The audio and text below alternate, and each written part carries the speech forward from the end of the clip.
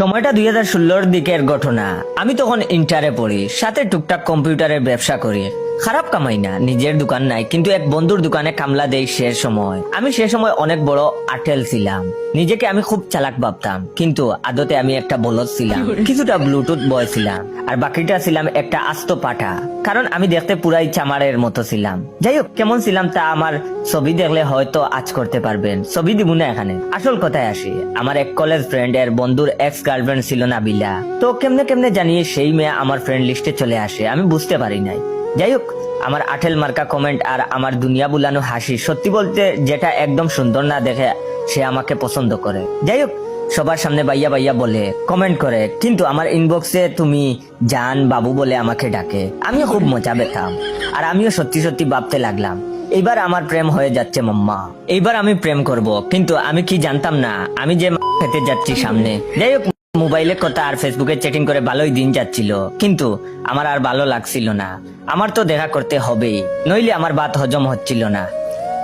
বলে রাখা ভালো, সে সৈয়দ নবীবালিতে পড়তো, আর তার বাসা ছিল আলীনগরের কোনো এক গ্রামে। বাবা ছিলেন ব্যবসায়ী, আর তার মা ছিল না। যে মা ছিল সেটা তার আপন মা ছিল না। সেই মা ওকে অনেক কষ্ট দিত, এই জন্য সে আর থাকবে না, ফালায় যাইতে চায়। আমাকে এইগুলো সে সময় বলেছে, আমি বিশ্বাস করে নিছিলাম। হাসেন একটু মন খুলে, এই জন্য যে আমি একটা বলদ ছিলাম। আমি হিসাব মিলাইতে পারতাম না তার ডেইলি ফাস্ট ফুড খাওয়ার খরচ আর শপিং এর খরচ কোথা থেকে আসতো। যাই হোক, আমি তার সাথে দেখা করব গোলাপগঞ্জের লাজিজের সামনে। আমি কোনো সময় ওই এলাকাতে যাই নাই, তাই একটু গুগল ম্যাপে দেখে নিলাম আমার মোবাইলে। সে সময় আমি নোকিয়া N95 চালাতাম। বাসে করে গেলাম তার সাথে দেখা করার জন্য। সে আমাকে 1 ঘন্টা দাঁড়া করে রাইখা এরপরে দেখা করতে আসলো। আসার পরে দেখি সাথে আরেক বান্ধবী ও একটা পুলা, তারা বয়ফ্রেন্ড গার্লফ্রেন্ড।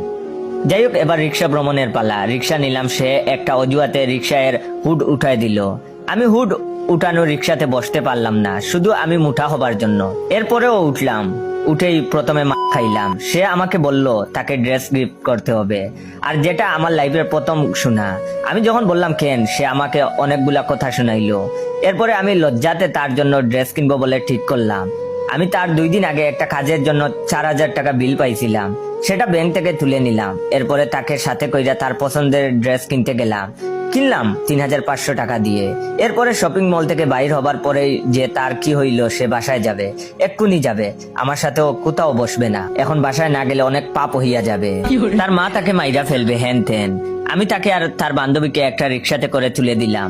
আমি অন্য আরেকটা রিক্সাতে করে কই যাব ভাবতে থাকলাম। পরে গুগল ম্যাপের সাহায্যে কিছুটা হাইটা কিছুটা রিক্সাতে করে তারপরে একটা বাসে করে আমাদের চারকাই বাজারে চলে আসি।